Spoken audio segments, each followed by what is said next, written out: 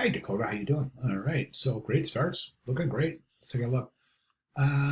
So you're aligned on a grid, and that's okay.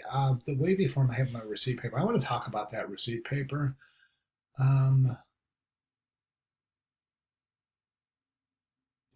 Typefaces. Yeah, I want to talk about typefaces too. I would recommend throwing some sans serifs in here too. I don't mean throwing in. I mean creating some typographic variety by using sans serif. I would use the body copy as a sans.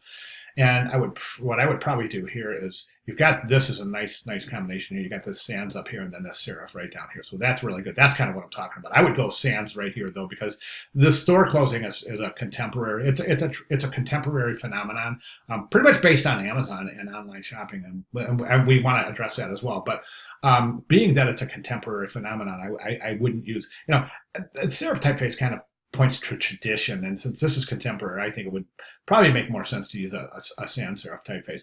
Okay, the receipt in the middle is kind of getting lost. I'm not real sure it's good. It's kind of a cool variation for the background, but it's not recognizable as a receipt.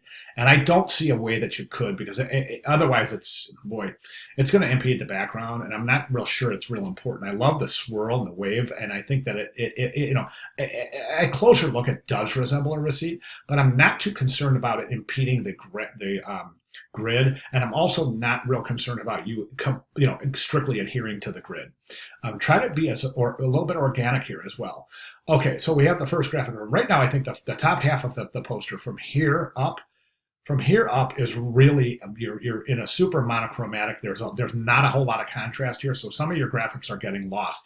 For example, this retail here, there's no contrast here. It says major retail bankruptcies, but major and bankruptcies is in yellow, so you can't read it. And then this type is in yellow too. I would work on the color for these.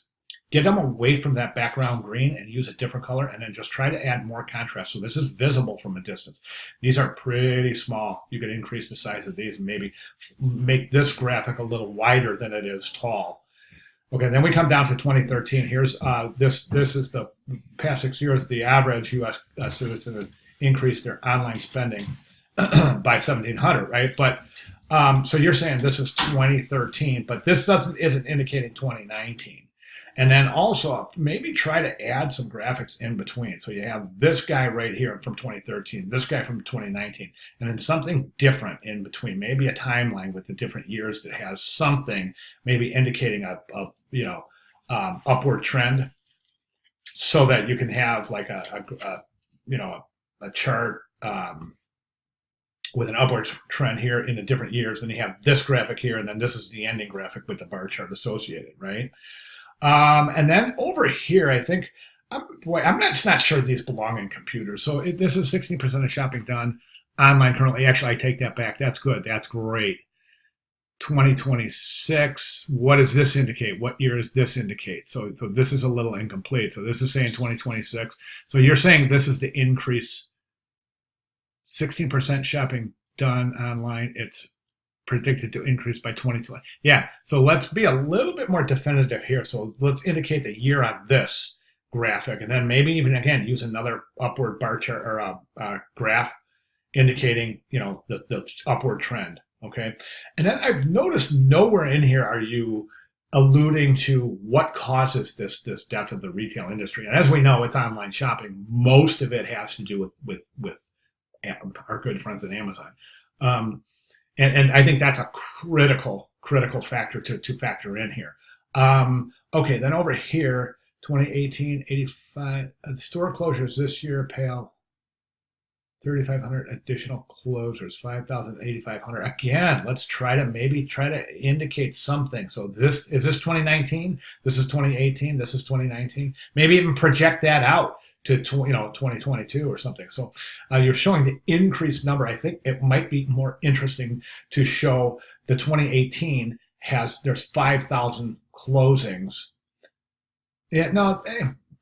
To me, visually, this almost looks like the number of stores are increasing instead of closing. So I'm thinking maybe if we start with 2018 with the largest store and then progressively move those stores smaller in size, so that we can indicate that there's. So instead of saying that this is the amount of stores that are closing, maybe you could start with this is the amount of total stores, and then based on the statistics, they're getting reducing and reducing and reducing, depicted by the stores getting smaller. You could go from whatever the trend started from 2015 to 20 projected out to 2020 or something. Do you see what I'm saying? That'll show visually that the amount of physical stores is getting less and less and less as time goes on and on and on, right?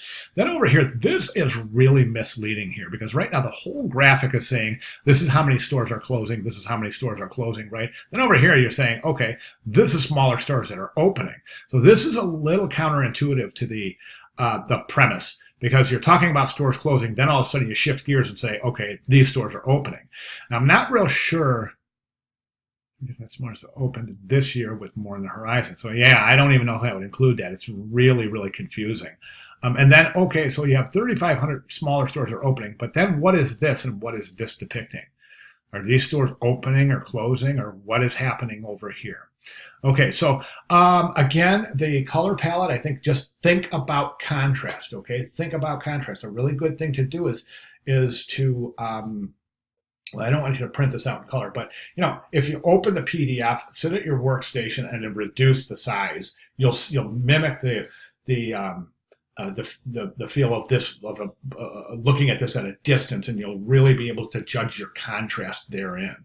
So zoom way the heck out and see what's visible, see what starts to disappear. It's a great technique. I do it all the time. Okay, so other than that, I think it's a great start. Really interesting stuff here. Add some more graphics. So keep working hard. You're getting there. I think it's going to be a great piece when you're done. So yeah, just keep working hard. And I'll tell you what, if you have any questions at all, please let me know. All right, good job, Dakota. Thank you very much.